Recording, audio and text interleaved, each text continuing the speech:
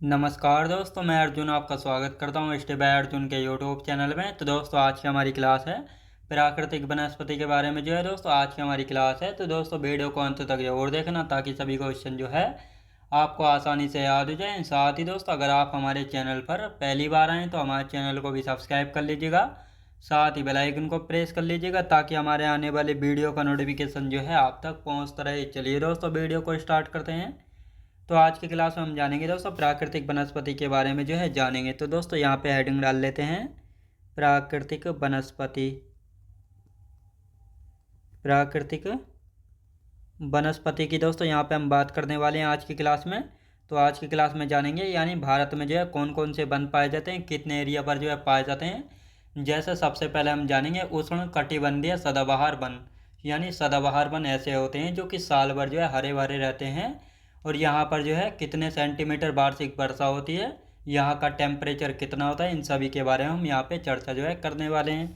तो यहाँ पे हेडिंग डाल लेते हैं दोस्तों उष्ण कटिबंधीय सदाबहार वन। उष्ण कटिबंधीय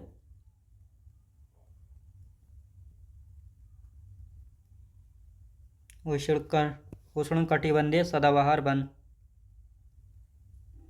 सदाबहार वन की दोस्तों यहाँ पे हम बात करने वाले हैं। तो यदि बात की जाए उष्ण कटिबंधीय सदाबहार वन की यहाँ पे बात करेंगे तो दोस्तों सबसे पहले बात करते हैं यहाँ पर 250 सेंटीमीटर से अधिक वार्षिक वर्षा होती है। 250 सेंटीमीटर से अधिक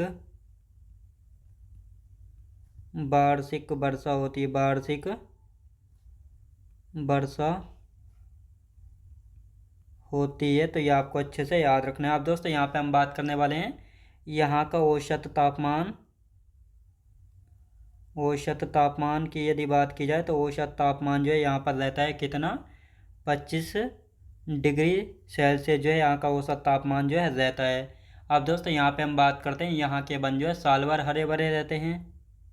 यहाँ के वन साल भर हरे भरे रहते हैं। यहाँ के वन दोस्तों साल भर हरे भरे रहते हैं, तो ये आपको अच्छे से याद रखना है। आप दोस्तों यहाँ पे हम बात करने वाले हैं यहाँ के पेड़ बहुत लंबे और घने होते हैं। यहाँ के पेड़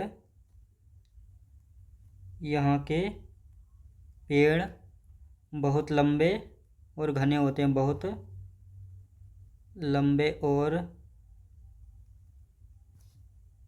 घने होते हैं, तो ये आपको अच्छे से याद रखना है। आप दोस्तों यहाँ पे हम बात करेंगे उत्तर पूर्वी राज्य और पश्चिमी तटीय मैदानों में पाए जाते हैं, तो ये आपको अच्छे से याद रखना। लिखेंगे दोस्तों उत्तर पूर्वी। तो पहले दोस्तों हम इनकी थ्योरी लिख रहे हैं, अभी इनको अच्छे से समझेंगे। उत्तर पूर्वी राज्य और पश्चिमी तटीय मैदानों में देखने को मिलते हैं ये सदाबहार वन। याद रखें दोस्तों उष्ण कटिबंधीय सदाबहार वन। अब ये उष्ण कटिबंधीय सदाबहार वन हैं, तो दोस्तों इनमें कौन कौन से वृक्ष मुख्य रूप से पाए जाते हैं। तो लिखेंगे दोस्तों मुख्य वृक्ष। यानी उष्ण कटिबंधीय सदाबहार वन में मुख्य वृक्ष कौन कौन से पाए जाते हैं। जैसे हम बात करेंगे सिनकोना, यानी सिनकोना। और साथ ही दोस्तों यहाँ पे हम बात करेंगे रबड़ पाया जाता है, रबड़ का पेड़। साथ ही नारियल के पेड़ भी पाए जाते हैं। बांस पाया जाता है, बांस यानी बैम्बू। और साथ ही दोस्तों यहाँ पे हम बात करेंगे महोगनी के वृक्ष पाए जाते हैं।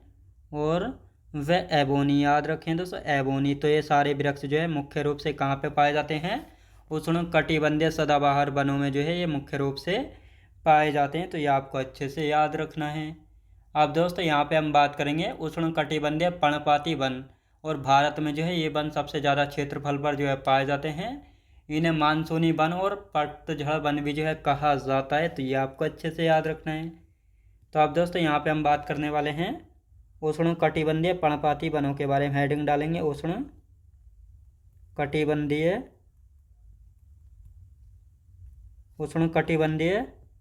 पर्णपाती वन। पर्णपाती वन के बारे में दोस्तों यहाँ पे हम बात करने वाले हैं। तो अब एक एक करके सारे पॉइंट इनके लिख लेते हैं। तो लिखेंगे दोस्तों यहाँ पे, यानी यहाँ पे बात करेंगे भारत में ये वन सबसे ज़्यादा क्षेत्रफल पर पाए जाते हैं। भारत में ये वन सबसे ज़्यादा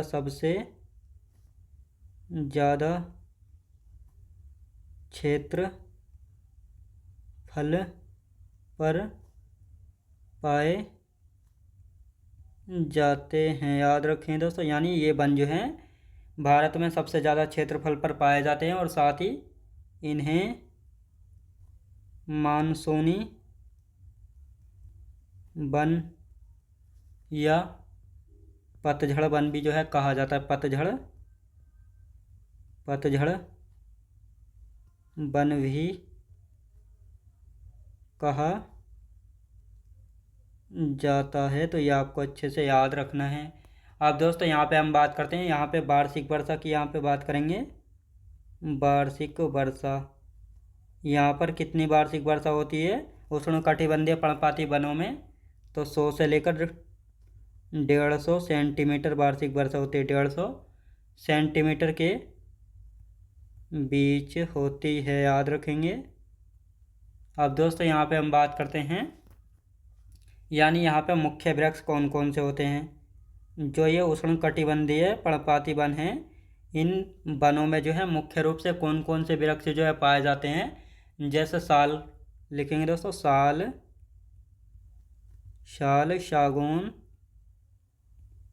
सागौन और साथ ही दोस्तों शीशम और साथ ही दोस्तों यहाँ पे हम बात करेंगे चंदन व आम। तो ये मुख्य रूप से जो है उष्णकटिबंधीय पर्णपाती वनों में जो है वृक्ष पाए जाते हैं मुख्य रूप से। अब दोस्तों यहाँ पे हम बात करने वाले हैं, ये जो पर्णपाती वन है ये जो है किन स्टेटों में देखने को मिलते हैं। तो झारखंड, छत्तीसगढ़, पश्चिमी घाट पर्वत के पूर्वी ढाल पर, भारत के उत्तर पूर्वी क्षेत्रों में, भाबर और तराई क्षेत्र में देखने को मिलते हैं। तो लिखेंगे दोस्तों झारखंड, साथ यहाँ पे हम बात करेंगे छत्तीसगढ़ में, और साथ ही दोस्तों पश्चिमी घाट के पूर्वी ढाल पर, पश्चिमी घाट के पूर्वी ढाल पर जो है देखने को मिलते हैं, पूर्वी ढाल पर।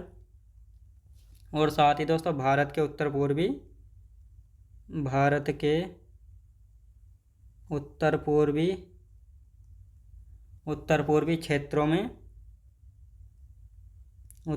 क्षेत्रों में, साथ ही भाबर एवं तराई क्षेत्र में, भाबर व तराई क्षेत्रों में, याद रखें दोस्तों, तराई क्षेत्रों में देखने को मिलते हैं उष्णकटिबंधीय पर्णपाती वन। तो ये आपको अच्छे से याद रखना है। अब दोस्तों यहाँ पे हम बात करेंगे उष्णकटिबंधीय शुष्क वनों के बारे में। तो यहाँ पे हेडिंग डाल देते हैं उष्णकटिबंधीय शुष्क वन। उष्णकटिबंधीय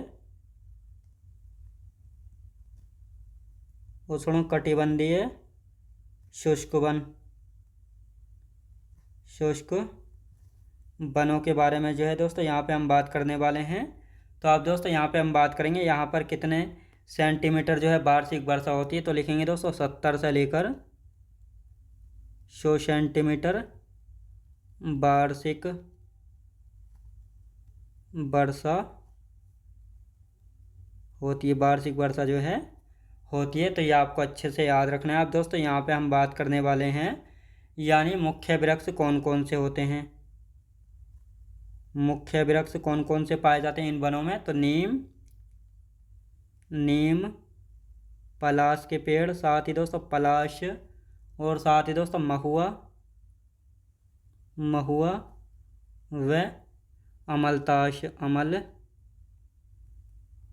तो ये सारे वृक्ष जो है किस में पाए जाते हैं, उष्णकटिबंधीय शुष्क वनों में जो है पाए जाते हैं। अब यहाँ पे बात कर लेते हैं कौन कौन से स्टेट में ये वन देखने को मिलते हैं। तो आंध्र प्रदेश, कर्नाटक, महाराष्ट्र और तमिलनाडु में देखने को मिलते हैं। लिखेंगे दोस्तों आंध्र प्रदेश, कर्नाटक,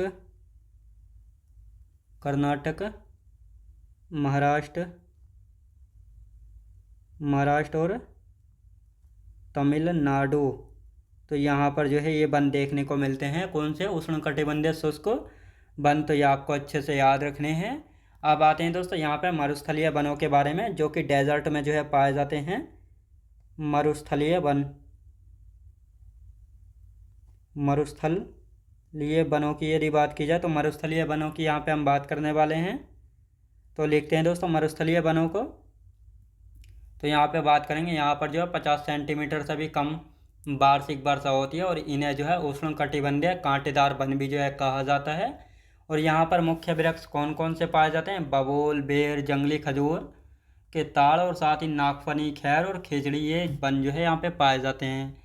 किन स्टेट में देखने को मिलते हैं? राजस्थान, दक्षिण पश्चिम पंजाब, हरियाणा और गुजरात में देखने को जो है मिलते हैं। तो लिखते हैं दोस्तों इनको। यहाँ पर 50 सेंटीमीटर से भी कम वार्षिक वर्षा होती है। वार्षिक वर्षा होती है, याद रखें दोस्तों, वार्षिक वर्षा जो है होती है। और साथ ही दोस्तों यहाँ पे हम बात करते हैं, इन्हें उष्णकटिबंधीय कांटेदार वन भी जो है कहा जाता है। इन्हें उष्णकटिबंधीय, इन्हें जो है उष्णकटिबंधीय कांटेदार वन भी कहा जाता है। कांटेदार वन भी कहा जाता है, याद रखें दोस्तों, इन्हें जो है उष्णकटिबंधीय कांटेदार वन भी जो है कहा जाता है। अब दोस्तों यहाँ पे हम बात करते हैं मुख्य वृक्ष कौन कौन से हैं। मुख्य वृक्ष, यानी मुख्य वृक्ष की यदि बात की जाए तो बबूल है। कौन सा दोस्तों? बबूल। बेर पाया जाता है, बेर। जंगली खजूर के ताड़, जंगली खजूर के ताड़, जंगली खजूर के ताड़। और यहाँ पे हम बात करते हैं जंगली खजूर के ताड़ पाए जाते हैं। और साथ ही दोस्तों नागफनी, और साथ ही दोस्तों खैर व खेजड़ी। तो ये सारे वृक्ष जो है कहाँ पे पाए जाते हैं? मरुस्थलीय वनों में जो है पाए जाते हैं। अब यहाँ पे हम बात करेंगे ये कहाँ पर देखने को मिलते हैं। तो राजस्थान में और साथ ही दोस्तों दक्षिण पश्चिम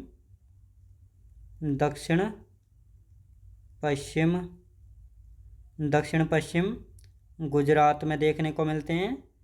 साथ ही दक्षिण पश्चिम हरियाणा में देखने को मिलते हैं। साथ ही दोस्तों दक्षिण पश्चिम पंजाब में जो है देखने को मिलते हैं। तो ये आपको अच्छे से याद रखना है। अब दोस्तों पहले हम इनका रिवीजन करेंगे और इसके बाद जो है आगे के जो पॉइंट बचे हैं फिर उनके बारे में अच्छे से जानेंगे। तो पहला भी इनका रिवीजन कर लेते हैं यहाँ पे। तो दोस्तों उष्णकटिबंधीय सदाबहार वन की यदि बात की जाए तो यहाँ पर जो है दोस्तों 250 यानी 250 सेंटीमीटर से अधिक वार्षिक वर्षा होती है उष्णकटिबंधीय सदाबहार वनों में। साथ ही यहाँ का जो है दोस्तों टेम्परेचर यानी औसत तापमान कितना रहता है? 25 डिग्री सेल्सियस जो है उष्णकटिबंधीय सदाबहार वनों का जो है टेम्परेचर यानी तापमान जो है रहता है। और यहाँ के वन जो है साल भर हरे भरे रहते हैं। तो ये आपको अच्छे से याद रखना है। साथ ही यहाँ के पेड़ बहुत लंबे और घने होते हैं। उत्तर पूर्वी राज्य और पश्चिमी तटीय मैदानों में जो ये देखने को मिलते हैं। और साथ ही जो ये उष्णकटिबंधीय सदाबहार वन है इनके मुख्य वृक्ष यानी इन वनों में कौन कौन से मुख्य रूप से पाए जाते हैं पेड़? तो जैसे सिनकोना, रबर, नारियल, बांस, महोगनी और एबोनी। तो ये वृक्ष जो है मुख्य रूप से सदाबहार वनों में देखने को मिलते हैं। अब आते हैं दोस्तों उष्णकटिबंधीय पर्णपाती वन। भारत में ये वन जो है सबसे ज़्यादा क्षेत्रफल पर पाए जाते हैं पर्णपाती वन, जिनको हम मानसूनी वन या पतझड़ वन भी जो है कहते हैं।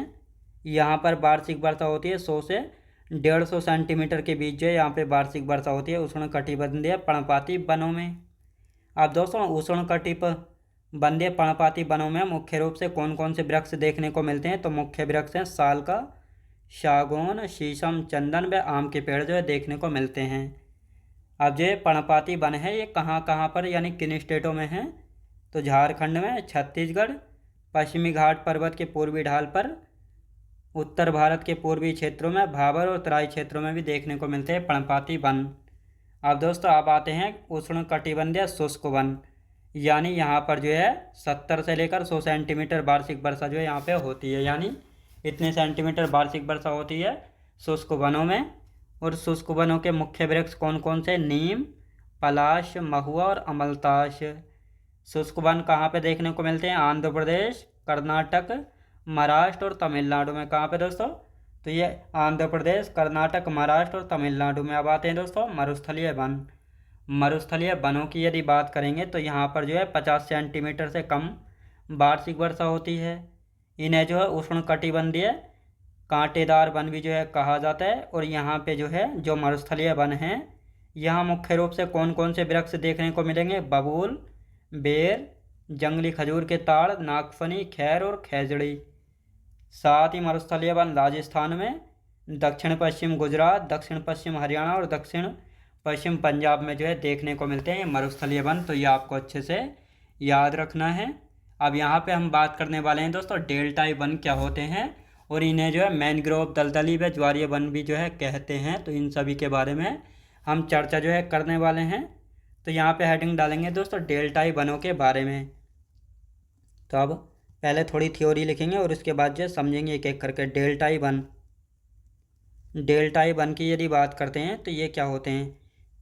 सबसे पहले दोस्तों इन्हें जो है मैनग्रोव वन भी कहा जाता है। इन्हें मैंग्रोव वन या दलदली व ज्वारीय वन भी कहा जाता है। ज्वारीय वन भी कहा जाता है। ज्वारीय वन भी जो है कहा जाता है। तो ये आपको अच्छे से याद रखना है। और साथ ही दोस्तों अब यहाँ पे हम बात करेंगे, ये नदियों के डेल्टा और दलदली क्षेत्रों में उगते हैं। ये नदियों के डेल्टा और दलदली क्षेत्रों में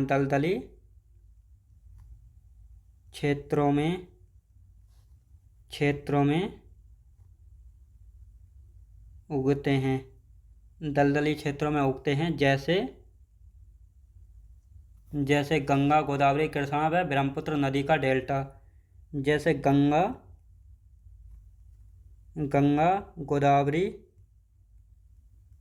गोदावरी, कृष्णा व ब्रह्मपुत्र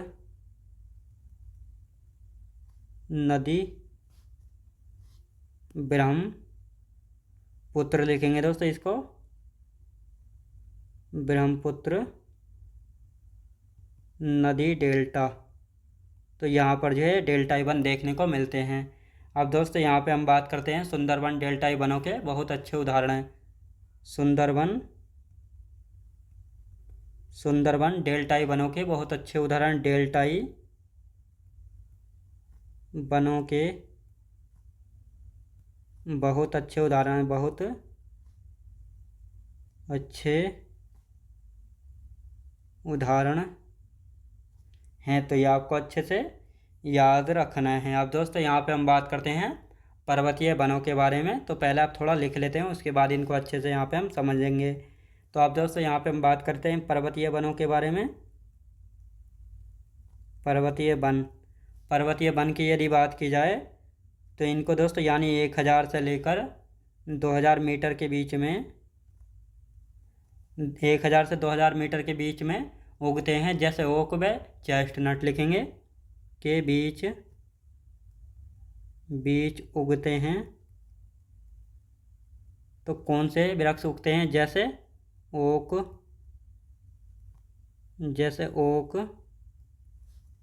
व चेस्टनट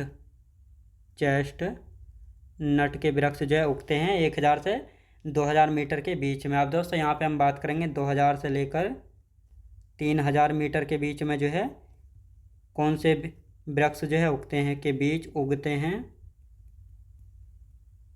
तो इनको यहाँ पे हम बात करते हैं जैसे कौन कौन से उगते हैं यहाँ पे। तो इस क्षेत्र में जो है दोस्तों पाइन, देवदार, सिल्वर फर, स्प्रूस व सीडार के पेड़ उगते हैं। लिखेंगे दोस्तों पाइन,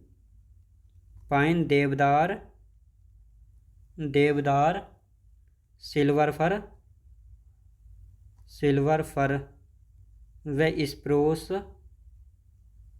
स्प्रूस व सीडार के वृक्ष जो है यहाँ पे उगते हैं 2000 से 3000 मीटर के बीच में। अब दोस्तों यहाँ पे हम बात करेंगे 2800 से लेकर 4000 मीटर के बीच में जो है कौन से वृक्ष उगते हैं।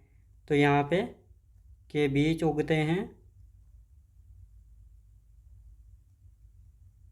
यहाँ पे जो है कौन से उगते हैं। तो यहाँ पे हम बात करेंगे जूनियर और साथ ही दोस्तों यहाँ पे हम बात करेंगे बर्च व रोंड्रोड्रोम।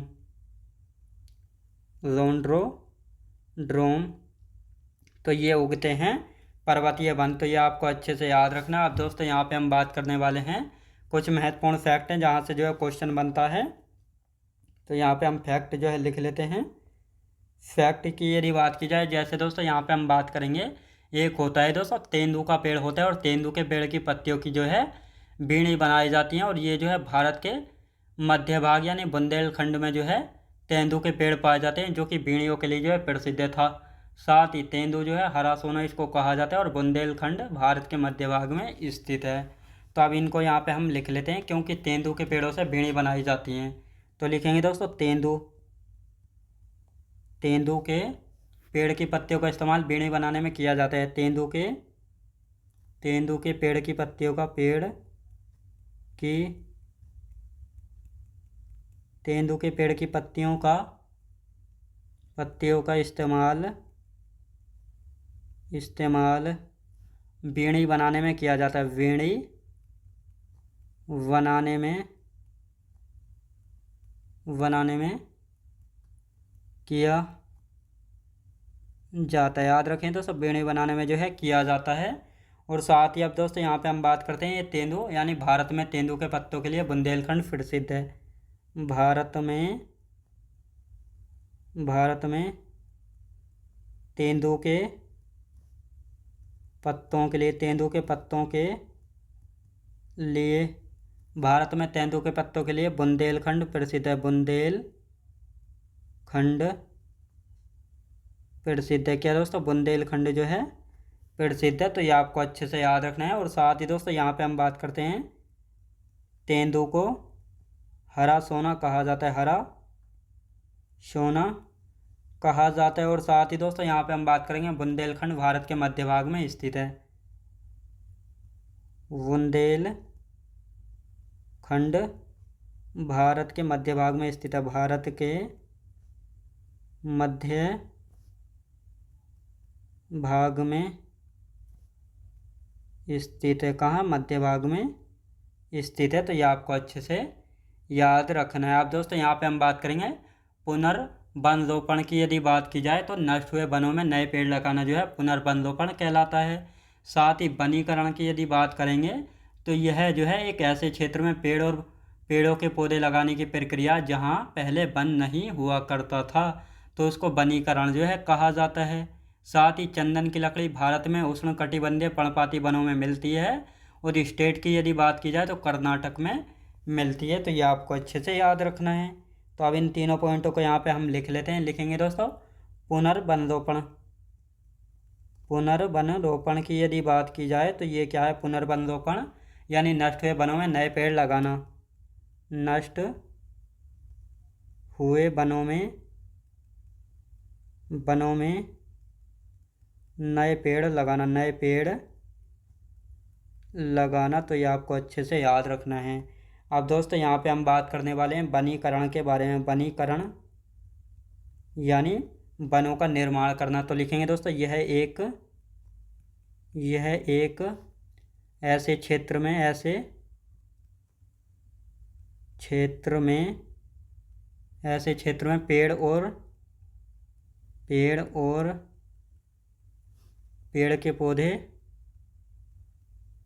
पेड़ के पौधे लगाने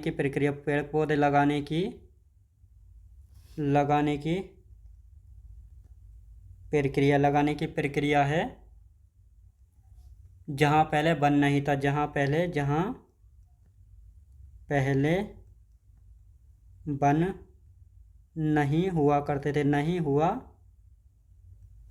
करते थे, तो ये आपको अच्छे से याद रखना है। अब दोस्तों यहाँ पे हम बात करेंगे चंदन की लकड़ी के बारे में।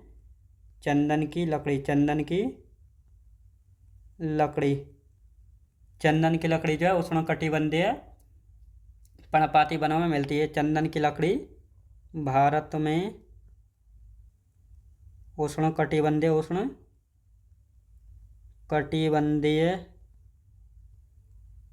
पर्णपाती वनों में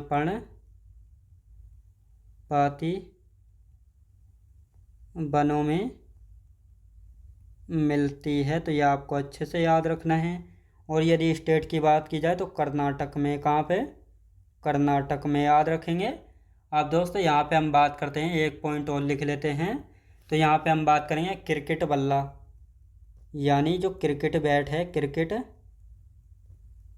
बल्ला। क्रिकेट बल्ले की यदि बात की जाए तो क्रिकेट बल्ला जो है दोस्तों, क्रिकेट का बल्ला बनाने के लिए बिल्लो वृक्ष की लकड़ी का उपयोग किया जाता है। लिखेंगे क्रिकेट का बल्ला, क्रिकेट का बल्ला बनाने के लिए, बल्ला बनाने के लिए बिल्लो वृक्ष की लकड़ी, बिल्लो वृक्ष की लकड़ी का उपयोग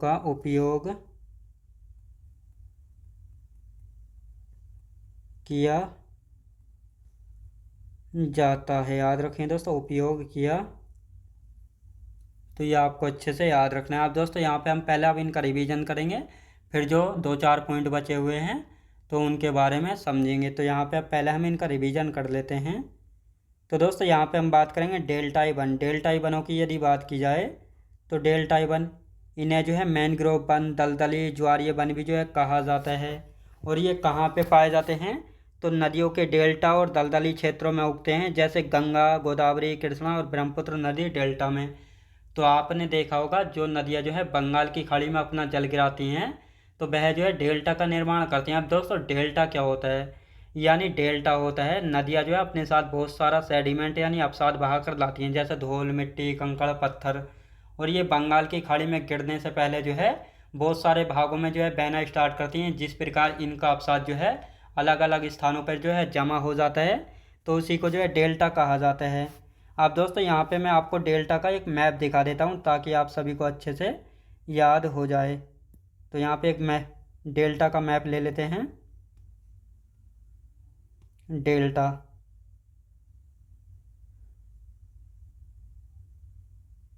तो दोस्तों ये रहा एक डेल्टा का मैप। तो इसको यहाँ पे लगा लेते हैं हम डेल्टा के मैप को, ताकि ये आपको अच्छे से याद हो जाए। तो इसमें आपको दिख रहा होगा दोस्तों, यानी ये जो है बहुत सारा जो अपसाद है ये जहाँ तहाँ जो इकट्ठा हो गए, ये इस प्रकार बहुत सारे भागों में जो है बहना स्टार्ट कर देती हैं। तो इन्हीं को जो है दोस्तों यहाँ पर जो है बहुत सारे वन उगते हैं, यानी ये दलदली क्षेत्र होता है। तो इन्हीं में जो है डेल्टाई वन उगते हैं, जिनको हम मैनग्रोव वन भी जो है कहते हैं, दलदली वन, और साथ ही ज्वारीय वन भी जो है इनको कहा जाता है। साथ ही सुंदरबन का डेल्टा जो है आप सभी को पता होगा गंगा और ब्रह्मपुत्र नदी द्वारा बनाया जाता है, और विश्व का जो है सबसे बड़ा नदी डेल्टा है गंगा और ब्रह्मपुत्र का नदी डेल्टा, जहाँ पर जो है सुंदरबन के वृक्ष जो है पाए जाते हैं। यहाँ पर बहुत सारे अधिक संख्या में सुंदरबन के वन जो है पाए जाते हैं, इसलिए गंगा ब्रह्मपुत्र नदी डेल्टा को जो है सुंदरबन का डेल्टा भी कहा जाता है। और साथ ही दोस्तों सुंदरबन डेल्टाई वनों के बहुत अच्छे उदाहरण हैं, ये भी आपको याद रखना है। अब आते हैं दोस्तों पर्वतीय वनों के बारे में। पर्वतीय वनों की यदि बात की जाए तो यानी 1000 से 2000 मीटर के बीच में जो है कौन कौन से वृक्ष उगते हैं? ओक और चेस्टनट। 2000 से 3000 मीटर का जो क्षेत्र होता है इसमें उगते हैं पाइन, देवदार, सिल्वर फर, स्प्रूस व सिडार के पेड़। जो पर्वतीय वनों में 2800 से 4000 मीटर का क्षेत्र होता है, इसमें जूनियर बर्च और जोंट्रोड्रोम के वृक्ष जो है उगते हैं। अब आते हैं कुछ फैक्ट, जैसे तेंदू है, तो तेंदू के पेड़ की पत्तियों का इस्तेमाल जो है बीड़ी बनाने में किया जाता है। आप सभी को पता होगा जो बीड़ियाँ बनती हैं इनको बनाने के लिए तेंदू के पेड़ की पत्तियों का इस्तेमाल किया जाता है। अब भारत में तेंदू के पत्ते जो है कहाँ पे मिलते हैं? तो बुंदेलखंड जो है प्रसिद्ध है तेंदू के पेड़ की पत्तियों के लिए। तेंदू को जो है दोस्तों हरा सोना भी कहा जाता है, तो ये आपको अच्छे से याद रखना है। और बुंदेलखंड जो है भारत के मध्य भाग में स्थित है, तो ये आपको अच्छे से याद रखना है। अब आते हैं पुनर्वन रोपण। पुनर्वन रोपण की यदि बात की जाए, यानी नष्ट हुए वनों में नए पेड़ लगाना, यानी कोई वन यानी फॉरेस्ट है उसमें जो है पुराने पेड़ जो है नष्ट हो जाते हैं, तो उनके स्थान पर जो है नए पेड़ जो है लगाए जाते हैं, तो उन्हीं को जो है पुनर्वन रोपण कहा जाता है। अब आते हैं वनीकरण, यानी यह एक ऐसे क्षेत्रों में पेड़ और पेड़ के पौधे लगाने की प्रक्रिया जहाँ पर पहले वन नहीं हुआ करते थे, तो उनको वनीकरण जो है किया जाता है, यानी वनों का निर्माण करना। चंदन की लकड़ी जो है भारत में कहाँ पे मिलती है, तो उष्णकटिबंधीय पर्णपाती वनों में मिलती है। स्टेट की बात करेंगे तो कर्नाटक में। साथ ही क्रिकेट बल्ला, यानी जो क्रिकेट बैट है, इसको बनाने के लिए, क्रिकेट बैट बनाने के लिए बिल्लो वृक्ष की लकड़ी का इस्तेमाल किया जाता है या प्रयोग किया जो है किया जाता है, तो ये आपको अच्छे से याद रखना है। अब दोस्तों इसके जो 2-4 पॉइंट बचे हैं उनको हम कल की क्लास में कंप्लीट कर लेंगे। तो दोस्तों मैं उम्मीद करता हूँ आपको वीडियो क्वालिटी, कंटेंट वगैरह सभी कुछ आपको पसंद आया होगा। पसंद आया तो लाइक शेयर और सब्सक्राइब करना बिल्कुल भी ना भूलें। साथ ही दोस्तों अगर आप हमारे चैनल पर पहली बार आएँ तो हमारे चैनल को भी सब्सक्राइब कर लीजिएगा, साथ ही बेल आइकन को प्रेस कर लीजिएगा, ताकि हमारे आने वाले वीडियो का नोटिफिकेशन जो है आप तक पहुँचता रहे। चलिए दोस्तों मिलते हैं नेक्स्ट वीडियोज़ में।